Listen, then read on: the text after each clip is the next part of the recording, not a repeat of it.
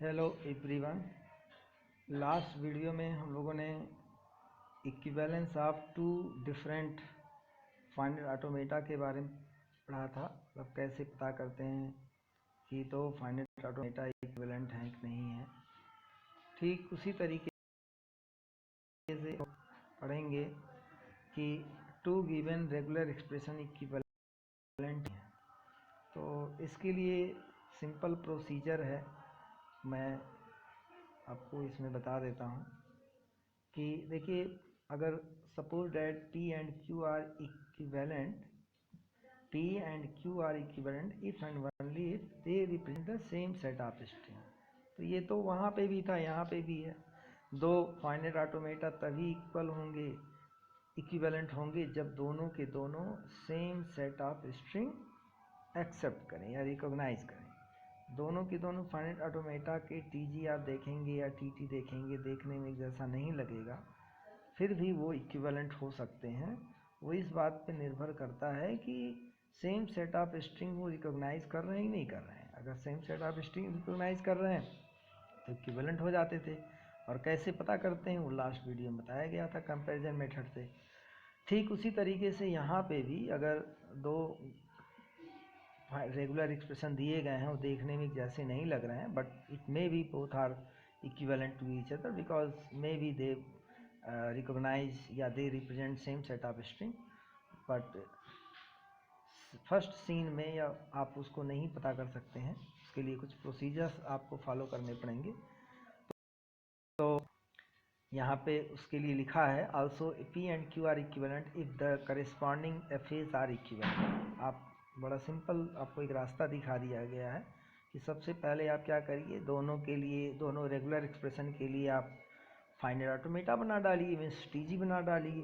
TG बनाने के बाद आप ये प्रोसेस आप पहले ही पढ़ चुके हैं, समझ चुके हैं कि how we can get finite automata for a given regular expression. तो उस प्रोसीजर को फॉलो करते हुए आप फाइनाइट ऑटोमेटा पता कर लेंगे और टीजी फॉर्म में। तो अगर फाइनाइट ऑटोमेटा पता चल जाता है तो प्रीवियस प्रोसीजर को फॉलो करते हुए उनके इक्विवेलेंट के बारे में भी चेक कर सकते हैं। और कभी कभार ऐसा होता है कि फाइनाइट ऑटोमेटा आप बनाते हैं और वो फॉर्चुनेटली ऐसा हो जाता है कि दोनों एक जैसा ही बन जाता है, तो वहाँ पे कुछ और करने की ज़रूरत ही नहीं। अगर देखने में ही सेम हो जा दिखते हैं तो क्या ज़रूरत है आपको लास्ट प्रीवियस जो अभी प्रोसीजर आप पढ़े उसको फॉलो करें। बट अनफॉर्चुनेटली अगर डिफरेंट टीजी बनते हैं तो आपको ज़रूर प्रोसीजर फॉलो करना पड़ेगा। तो to prove that the equivalence of P and Q means two regular expression, we prove that the set of P and Q are the same, मतलब दोनों same set of string accept कर रहे हैं। और we use the identities to prove that P and Q are equivalent. आप वैसे भी कर सकते हैं, दूसरा मेथड है कि आप आइडेंटिटी यूज़ करते हुए, अलजेब्रिक मेथड यूज़ करते हुए वहाँ से भी कर सकते हैं, वो भी एक तरीका है।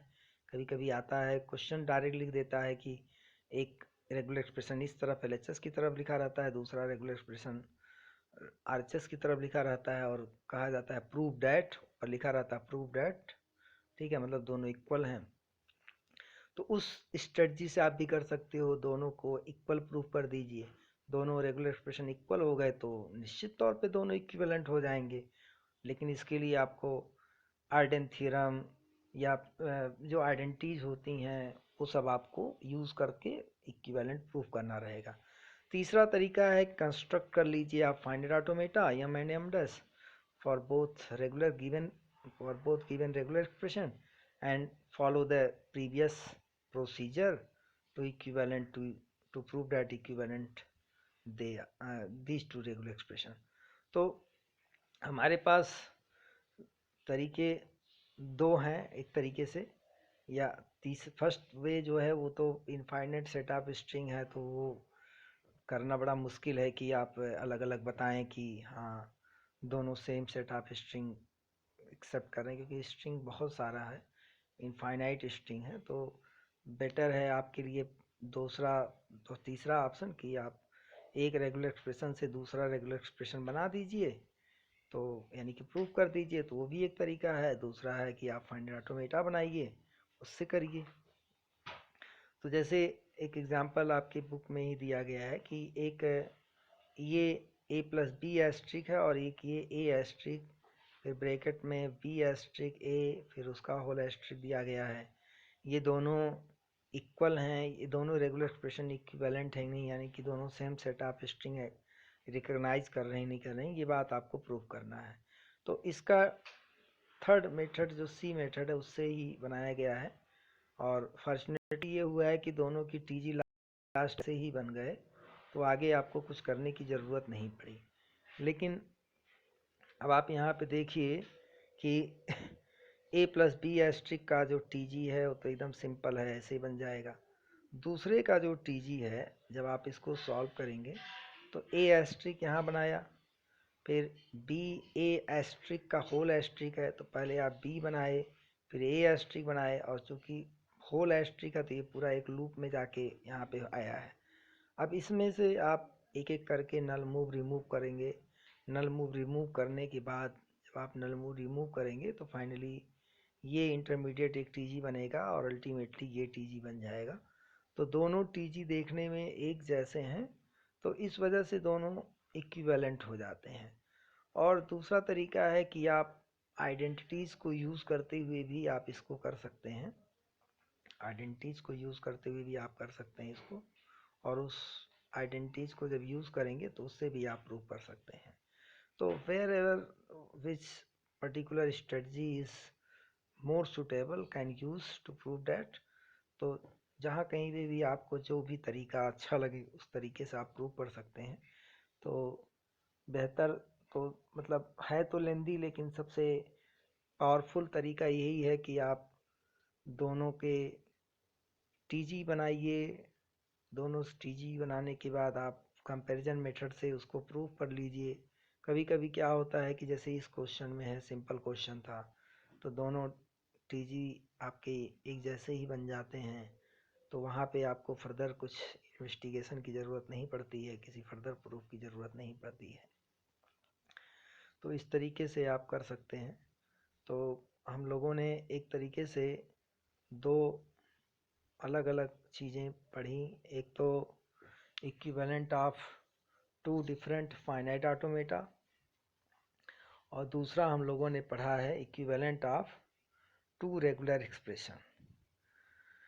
और दोनों के जो तरीके हैं वो लगभग सेम ही हैं, क्योंकि फाइनाइट ऑटोमेटा में गिवन फाइनाइट ऑटोमेटा जो है उसमें जिन प्रोसीजर को फॉलो करना रहता है वही प्रोसीजर, उस प्रोसीजर को भी एज ए पार्ट दो रेगुलर एक्सप्रेशन के इक्विवेलेंट होने में भी यूज़ करना रहता है।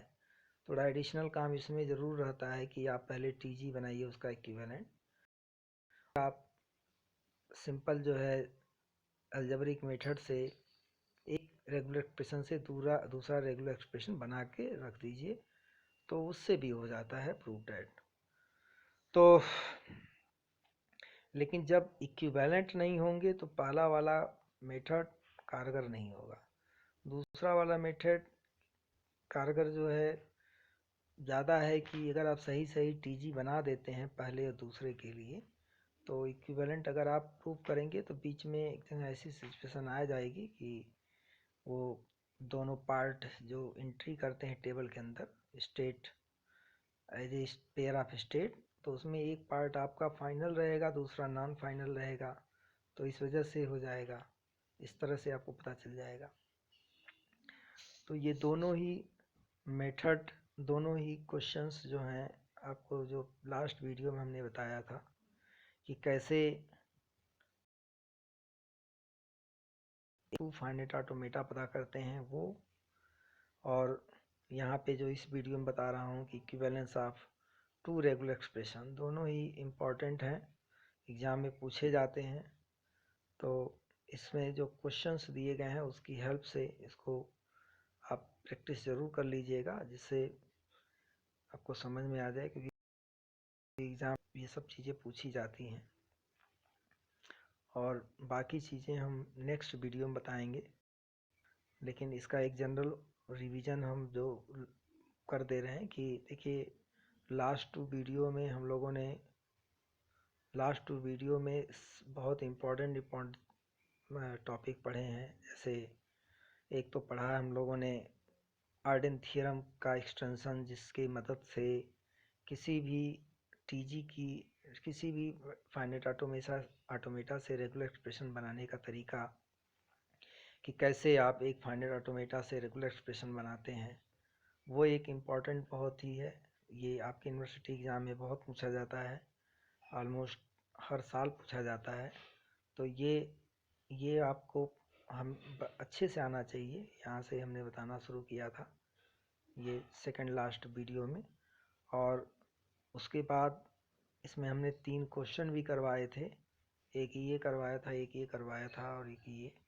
इसमें से इस क्वेश्चन में यहाँ पे लेबल नहीं लिखा गया। आई थिंक ये अभी जो भी होगा, आप सपोज करते आपके बुक का एग्जांपल देख लीजिएगा कि क्या यहाँ पे लिखा हुआ है।